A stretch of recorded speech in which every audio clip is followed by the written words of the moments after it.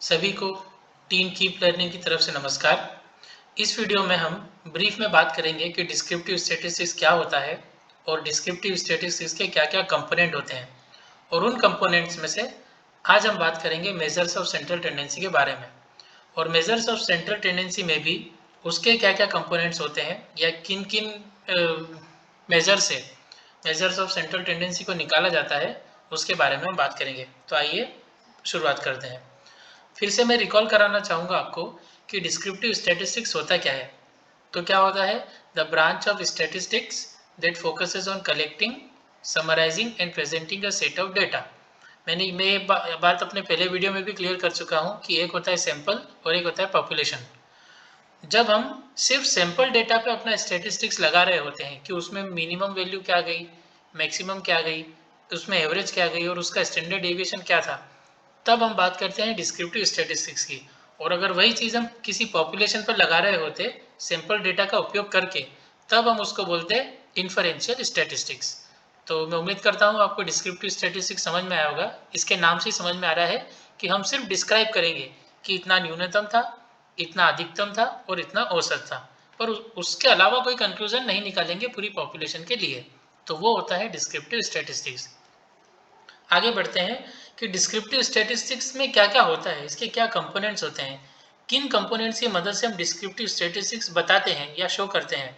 तो पहला आता है मेजर्स ऑफ सेंट्रल टेंडेंसी, जो कि बहुत महत्वपूर्ण है। दूसरा आता है पार्टीशंस।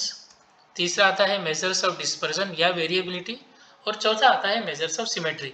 एक के बाद एक मैं अपने अगले वीडियोस में इनके बारे में डिटेल में बात करूंगा कि ये क्या होते हैं और कैसे इसकी मदद से, इन चारों मेजर्स की मदद से हम किसी भी डेटा को बहुत अच्छे से समझ सकते हैं। बहुत अच्छे से उसको समझने के बाद हम नए नए निष्कर्ष या कुछ कुछ भी इम्पोर्टेंट डिसीजन उससे ले सकते हैं। तो चलिए अब आगे बात करेंगे मेजर ऑफ सेंट्रल टेंडेंसी में। अब पहले हमको समझना पड़ेगा, एक अंडरस्टैंडिंग डेवलप करना पड़ेगी, एक कंसेप्ट समझना पड़ेगा कि मैं सेंट्रल टेंडेंसी का मेजर क्यों देख रहा हूँ। मैं सेंट्रल टेंडेंसी का मेजर क्यों देख रहा हूँ? तो सबसे पहले तो मैं ये लाइन पढ़ना चाहूँगा, तो आपको थोड़ा क्लियर होगा। A major of central tendency is a typical value around which other figures aggregates. ये डेफिनेशन दी थी सिम्पसन और काफ्का ने। अब ये क्या बोल रही है कि जो सेंट्रल टेंडेंसी का जो मेजर होता है, ये वो टिपिकल वैल्यू होता है जिसके आसपास दूसरे सारे फिगर एग्रीगेट होते हैं। एग्रीगेट होते हैं मतलब जमा होना, जिसके आसपास सारे दूसरे फिगर जमा होते हैं। तो मान लीजिए कि एक लाइन है जो कि एक पर्टिकुलर डेटा को शो कर रही है, और इसमें जितने भी ब्लू डॉट्स है वो एक डेटा सेट की पर्टिकुलर वैल्यू है, कुछ भी आई होगी, मान लो 1 2 5 10 8 6 जो भी हो। और ये जो रेड डॉट है ये बेसिकली इसकी मीन वैल्यू है। क्यों है मीन वैल्यू? क्योंकि आप देखेंगे कि ये जो डेटा है, इधर के डॉट्स ब्लू और जो इधर के डॉट्स है वो कहीं ना कहीं इस तरफ जा रहे हैं और वो भी इस तरफ जा रहे हैं। मतलब अगर मैंने इस रेड डॉट को देख लिया तो ब्रॉडर व्यू पे मैं कुछ ब्लू डॉट इधर के और कुछ ब्लू डॉट इधर के भी देख पाऊंगा। मतलब कुल मिला के ये जो रेड डॉट है ये कहीं ना कहीं इन सारे छोटे ब्लू डॉट्स को मिलाकर रिप्रेजेंट कर रहा है, इन सारे छोटे मोटे ब्लू डॉट्स को मिलाकर रिप्रेजेंट कर रहा है। तो क्या होगा मेजर ऑफ सेंट्रल टेंडेंसी? फिर measure of central tendency refers to average value of the data, मतलब जो डेटा की जो एवरेज वैल्यू है उसको ये रेफर करता है। अब मैं आपको एक बहुत सीधा सा उदाहरण भी देना चाहूँगा। मान लो कि एक क्लास चल रही है, उस क्लास में 20 छात्र हैं और वहाँ के टीचर ने एक टेस्ट लिया। टेस्ट था 50 अंक का टोटल, और 50 में से सबको कुछ ना कुछ मार्क्स मिले, किसी को 30, किसी को 35, किसी को 40 और वगैरह वगैरह। अब उसी दौरान स्कूल के प्रिंसिपल का वहाँ पर राउंड हुआ, स्कूल के प्रिंसिपल का दौरा हुआ, और उन्होंने टीचर से पूछा कि इस क्लास का रिजल्ट कितना रहा आज के टेस्ट में। तो आप ही सोचिए, अगर वो टीचर प्रिंसिपल को एक एक करके नाम नाम से बताएगी कि रमेश को इतने मार्क्स मिले, सुरेश को इतने मिले, महेश को इतने मिले, तो वो बहुत इनकन्वीनियंट होगा, असुविधाजनक होगा, और वो सही तरीके से क्लास का रिजल्ट बता भी नहीं पाएगी। तो मैडम ने क्या किया कि एक ऐसी वैल्यू बताई जो ज़्यादा से ज़्यादा बच्चों को रिप्रेजेंट करे।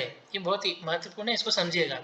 ऐसी वैल्यू उन्होंने प्रिंसिपल को बताई जो ज़्यादा से ज़्यादा छात्रों को रिप्रेजेंट करे। मान लीजिए उन्होंने बोला 30, तो 30 हो गया एवरेज मार्क्स कि हाँ औसत रिजल्ट उस क्लास का इस टेस्ट में रहा 30, और अधिकतर छात्रों को उसने क्या कर दिया, रिप्रेजेंट कर दिया।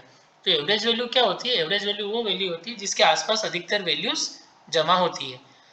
Okay, a measure of central tendency is a typical value around which other figures aggregates. बाकी सारे फिगर क्या होते हैं, जमा होते हैं. इधर के फिगर्स की बात मैं नहीं कर सकता, ये होगा चाहे ये इधर का बात नहीं कर सकता, लेकिन इन फिगर को ये रिप्रेजेंट कर रहा है. तो फिर इसकी डेफिनेशन क्या होगी एवरेज वैल्यू की. An average is a single value. Of course वो एक सिंगल वैल्यू है, टीचर ने प्रिंसिपल को सिर्फ एक वैल्यू बताई. An average is a single value within the range of the data that is use to represent all the values in the series. हमने पिछली स्लाइड में यही देखा था कि इस रेड डॉट ने इस आसपास की सारी वैल्यूज को क्या कर दिया, रिप्रेजेंट कर दिया. तो an average is a single value within the range of the data that is used to represent all the values in the series. और since an average value is within the range of the data, it is sometimes called a measure of central value. तो average value को ही हम central value भी बोलते हैं, major of central value भी बोलते हैं. ये डेफिनेशन दी थी क्रॉक्सटन और कॉडेन ने. अब हम आगे बात करते हैं कि सेंट्रल टेंडेंसी को निकालने के क्या क्या कंपोनेंट होते हैं. सेंट्रल टेंडेंसी को निकालने के क्या क्या कंपोनेंट्स होते हैं. तो पहला होता है मीन, दूसरा होता है मीडियन, तीसरा होता है मोड, फिर होता है हार्मोनिक मीन और ज्योमेट्रिक मीन. तो इन सब की मदद से हम क्या करते हैं, डेटा की सेंट्रल टेंडेंसी निकाल सकते हैं कि डेटा का केंद्र की तरफ झुकाव कहाँ है. अगर आप इसको एक अदर नज़रिए से भी देखोगे तो सेंट्रल टेंडेंसी का मतलब होता है केंद्र की तरफ झुकाव. सेंट्रल मतलब केंद्र, टेंडेंसी मतलब झुकाव, केंद्र की तरफ झुकाव. तो जब केंद्र की तरफ कोई वैल्यू का झुकाव है, अधिकतर वैल्यू का, तो उस एक वैल्यू से हम सारे के सारे डेटा को क्या कर सकते हैं, रिप्रेजेंट कर सकते हैं. अब इसके बाद में एक बहुत ही इंपॉर्टेंट टॉपिक पे बात करना चाहूँगा, आउटलायर पे. जैसा कि इसके नाम से पता चल रहा है, आउटलायर, आउट मतलब बाहर, लायर मतलब पड़ा हुआ या लेटा हुआ. ऐसी कोई वस्तु जो बाहर पड़ी हुई है. अब ऐसी कोई वस्तु जो बाहर पड़ी हुई है या ऐसा कोई नंबर जो एक पर्टिकुलर सेट ऑफ नंबर से बाहर है, तो वो क्या क्या होगा स्टेटिस्टिक्स के पॉइंट ऑफ व्यू से. N outlier is an observation that lies outside the overall pattern of A distribution. मान लो कि किसी डिस्ट्रीब्यूशन का एक पर्टिकुलर पैटर्न है, ये जो ग्रीन डॉट से देख सकते हो, लेकिन कोई इक्का दुक्का वैल्यूज है जो उसमें आ ही नहीं रही, वो बहुत दूर है, बाहर की तरफ है, तो उसको हम कहते हैं आउटलायर्स. ये डेफिनेशन दी थी मूर एंड मैकाबे ने 1999 में. तो आउटलायर क्या होता है, N outlier is an observation that lies outside the overall pattern of A distribution. ये दी थी मूर एंड मैकाबे ने. अब इसको अपने पिछले स्लाइड के उदाहरण से समझते हैं. ये मेरे डेटाज वैल्यूज थे. मान लो अगर एक वैल्यू कहीं यहाँ होती तो ये क्या होती, आउटलायर होती. क्यों, क्योंकि अगर मैं इस रेड डॉट को देखूंगा तो इन सब वैल्यूज को तो मैं देख पाऊंगा, लेकिन बहुत बाहर की जो ये वैल्यू है और जो ये वैल्यू है इसको मैं नहीं देख पाऊंगा. तो ये होते हैं आउटलायर. और आउटलायर पे बात करना क्यों ज़रूरी है, आउटलायर क्यों इंपॉर्टेंट है. आउटलायर इसलिए इंपॉर्टेंट है कि जब हम न्यूमेरिकल एनालिसिस करते हैं मीन मीडियन मोड का, जो कि मैं आगे बताऊंगा, तो आउटलायर आंसर को बहुत ज़्यादा इफेक्ट करते हैं और हमारा आंसर क्या होता है, एरोनियस होता है. आंसर में एरर्स आने लगती है, वो त्रुटिपूर्ण होने लगते हैं. इसलिए हमें आउटलायर को पहले ही पहचानना ज़रूरी है. तो मैं उम्मीद करता हूँ आपको components of descriptive statistics, components of measures of central tendency समझ में आए होंगे. अगर आपको कोई डाउट है, आपके कोई फीडबैक है या आपके कोई सुझाव है, तो आप हमें इस दी हुई मेल आईडी पर संपर्क कर सकते हैं. धन्यवाद.